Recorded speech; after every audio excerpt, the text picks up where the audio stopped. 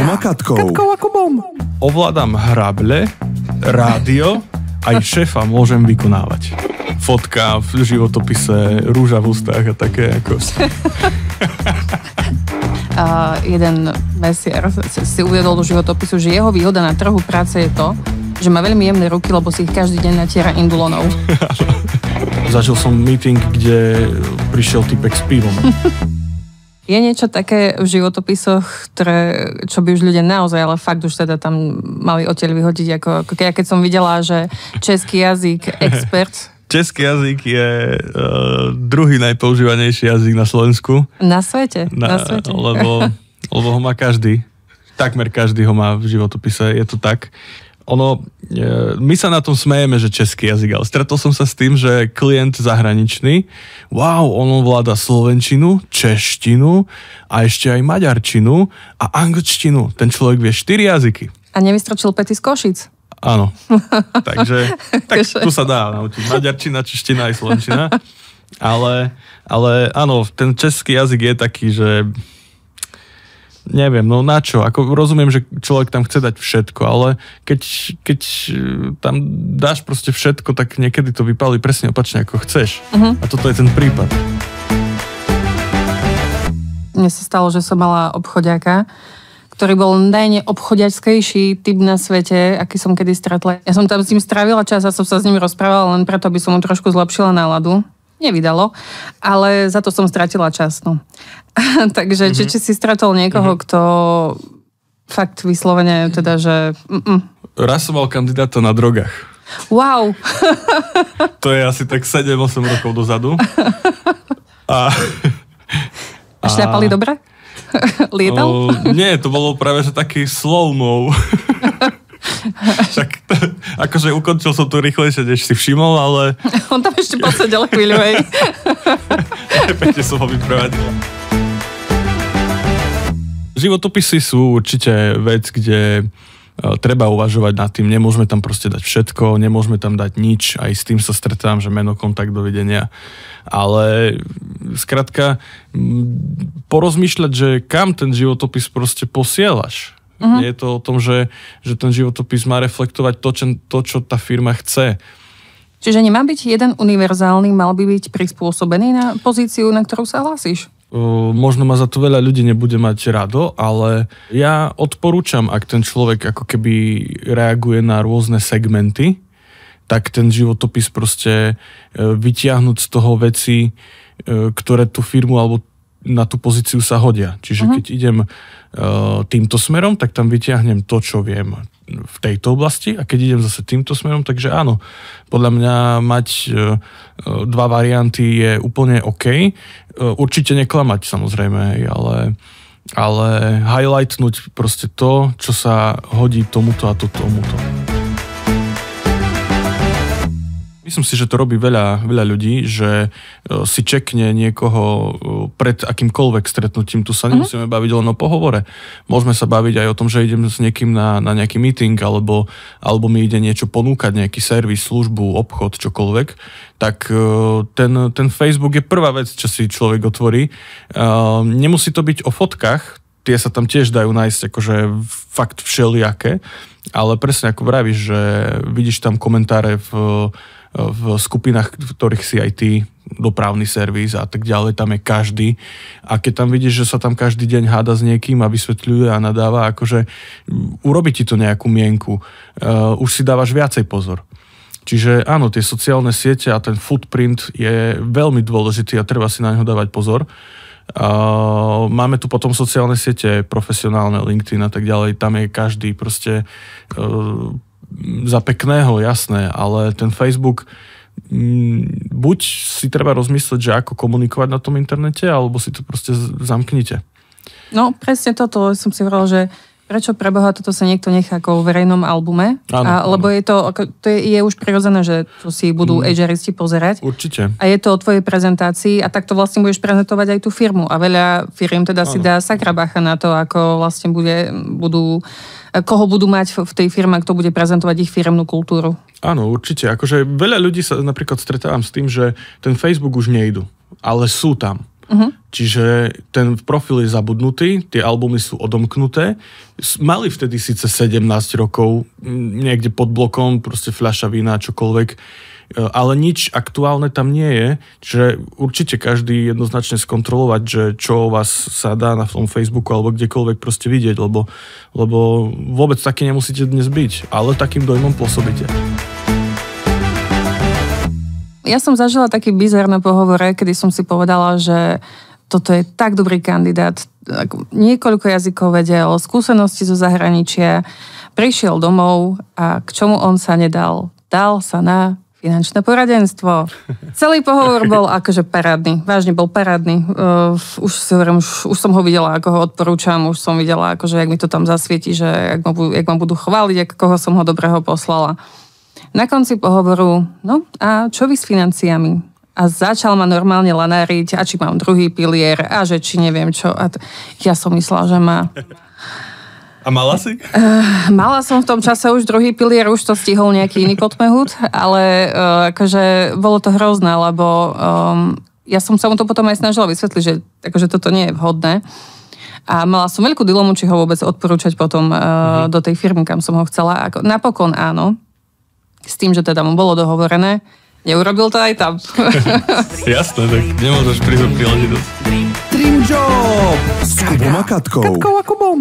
Po rokoch ľudia vnímajú ako benefit proste prístup zamestnávateľa, kolektív.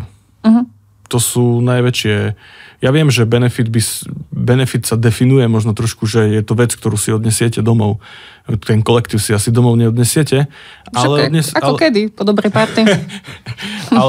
ale benefitom je napríklad to, že nejdeš rozobrata z práce, lebo tam na teba šéf kričal, že sa tam nadáva. Toto strašne ľudia nemajú radi, keď sa tam vulgárne nadáva napríklad. Hej? A to už je taká červivá tá morálka proste častokrát smerom od manažéra. Aj ten manažerský štýl proste sa už u nás nejak prechádza rôznymi nejakými vývojovými fázami a také typu, že keď sa ti nepáči, môžeš ísť domov, tak toto sa už nenosí. Stretávam sa s tým stále, že keď sa ti nepáči, že na tvoje miesto je ďalších 10 ľudí a že dobre, a kde? Ale prechádzajú proste aj tí manažéri takým nejakým prirodzeným vývojom, samozrejme, to je skvelé. A prechádzajú aj benefity. Niekde by sa to uživilo, niekde by to ľudia proste nechceli. Akože nejaká multisport karta a tak ďalej, akože ja som ju v živote nevyužil. No, neberiem to ako benefit. Čiže keď mám kolegu, čo mi natlačí niekoľko mandariniek, spinkovačku, hrst kameňov do vrecák môjho kabáta, pozdravujem Tomáša, tak je to tak je to vlastne výhra. Som dobre. No. Tak. Ale sú aj opačné situácie, keď ten vtip akože nespadne na úrodnú pôdu, keď Tomáš za mnou príde, že máš v pohode klávesnicu? A že áno, prečo? Že už 3 týždne dozadu som ti vymenil písmenka a nič nehovoríš? Tak som si to nevšimol, no sorry, ako, to nebol vtip, Tomáš, toto. Jo, a to si pamätáš, keď sme ešte v starej firme mu nafotili fotky, čo on tam mal 1 000 000 fotiek. A všetci, akože on mal akorát na dovolenke a my sme mu nafotili fotky, akože v tých pouzách, čo tam mal, ale s nami. A sme mu to všetko vymenili. A on si to všimol asi po 2 dňoch. Sa tuším, že akože určite chvíľu trvalo. Je to možné, no. Dobre, tak teraz trošku poď byť bulvárny. Daj čísla teraz nejaké. Za koľko najviac si možno, že obsadil človeka? Ja si myslím, že najdrahšie obsadená pozícia, ktorá sa nám podarila, tam sa nám k platu ani nepodarilo dopracovať. Tam sme sa akože naháňali o faktúru a potom sme sa dohodli, že vystavíme nejakú konkrétnu sumu, čiže plat ani neviem. Situácia bola taká, že sme obsadzovali proste GM. GM aktuálny odchádzal a hľadali sme náhradu. GM, ktorého sme našli, nastúpil a ten GM nám mal potvrdiť nástupné podmienky už ako zamestnanec konkrétnej firmy, no a to nechcel. Takže... Nemal si ty náhodou teraz prednedávno nejakého juniora ajťáka, ktorý teda si pýtal, že úplne ustrelený, dekeľ z toho bol? Mal a aj to dostal. Fakt? No. Napokon to dostal, hej? Ten trh je trošku v tomto možno, že ako keby veľa nechá dovoliť si konkrétnym ľuďom alebo konkrétnej nejakej oblasti. Hej? A tým pádom tie platy fakt, že niekedy vystrieľavajú. Ale keď sa máme baviť o požiadavkách mladých, tak tých 5 rokov dozadu napríklad nástupný plat, že 1500 eur pre programátora bez praxe alebo po škole. Pred 5 rokmi to bolo pre mňa, že ty kokso, to už sú iné sumy pre absolventov. Dnes za to nechce ísť určite programovať nikto. Že ani laptop neotvorí, hej? No, čiže fakt opäť prípad od prípadu, ja nechcem teraz veľa ľudí možno, že naštvem, že programuje 3-4 roky a on 1500 alebo koľko nemá, lebo záleží od firmy, záleží od technológií, záleží od veľa atribútov proste. Ale je tu proste ten trend, že veľa peňazí za málo muziky, žiadna lojalita. A ktorí si pýtajú najviac? Ktorá oblasť? No určite softverové inžinierstvo, jednoznačne. Ajťáci, hej? Ak sa máme baviť o tom, že juniori, tak áno, určite. Myslíš si, že absolventi roku 2024 už budú očakávať, že budú mať nejaké benefity v zmysle toho 4-dňového pracovného týždňa, alebo na čo by mali byť pripravení?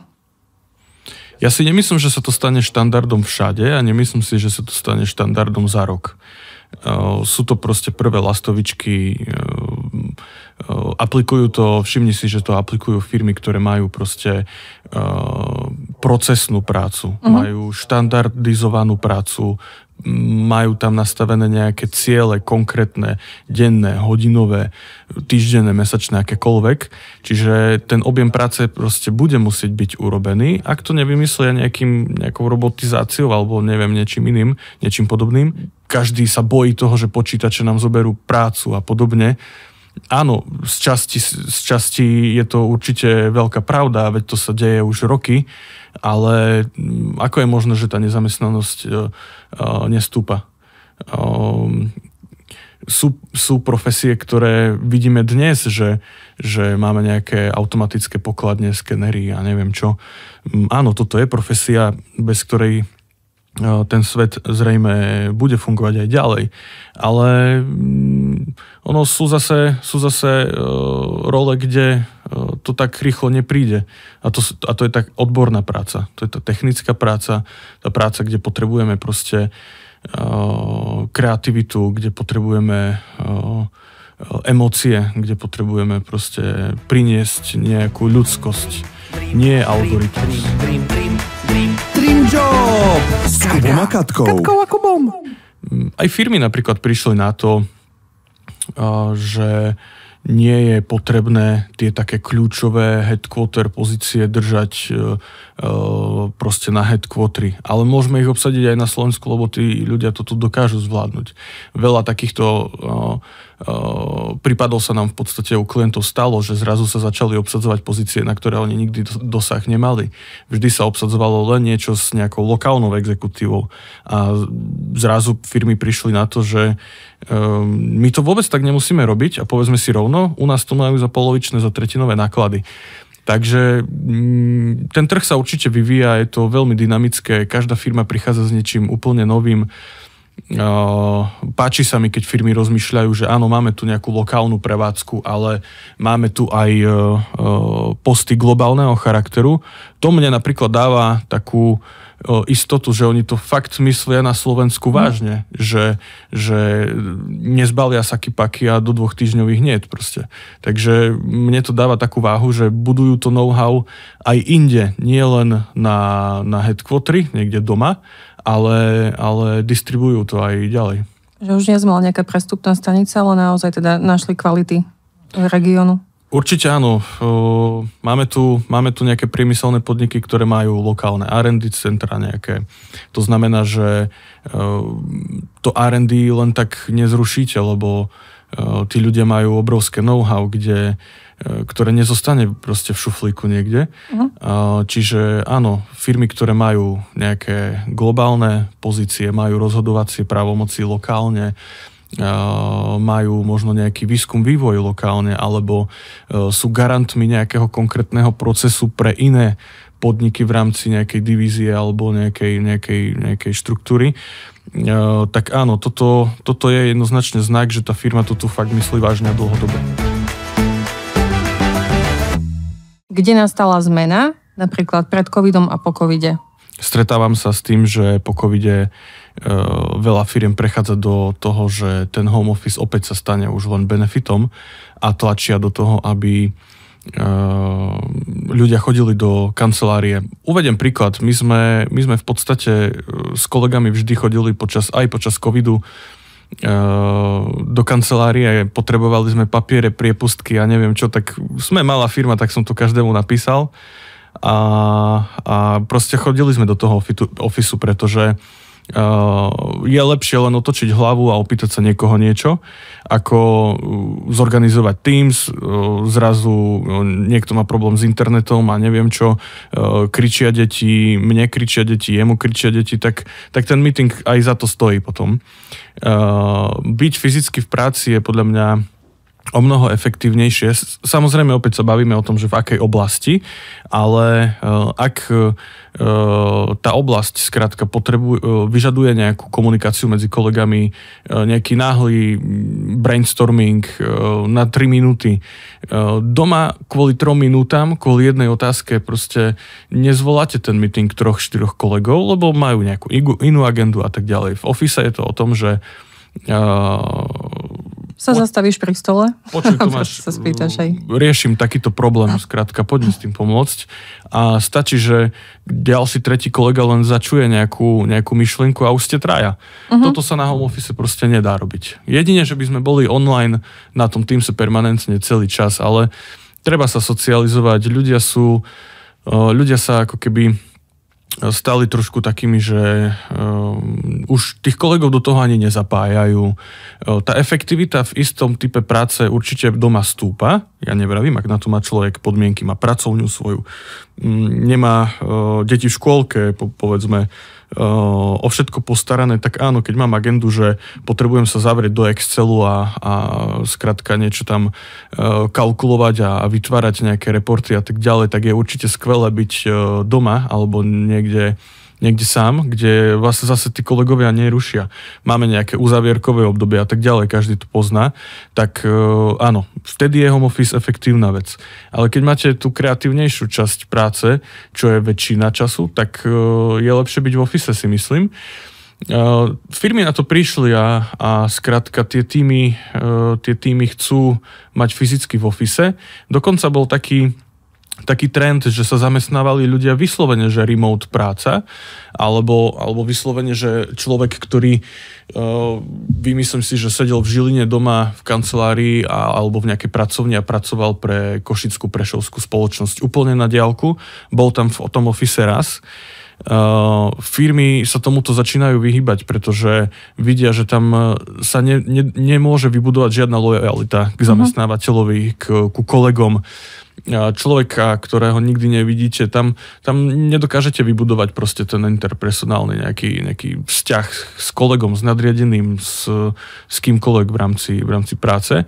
Takže to utli spoločnosti. Častokrát sa stáva to, že OK, my máme ten home office 70%, ale 30% by sme chceli, aby ten človek sedel v office, ale chceme lokálnych ľudí, aby oni nemali problém prísť do toho ofisu na 30%.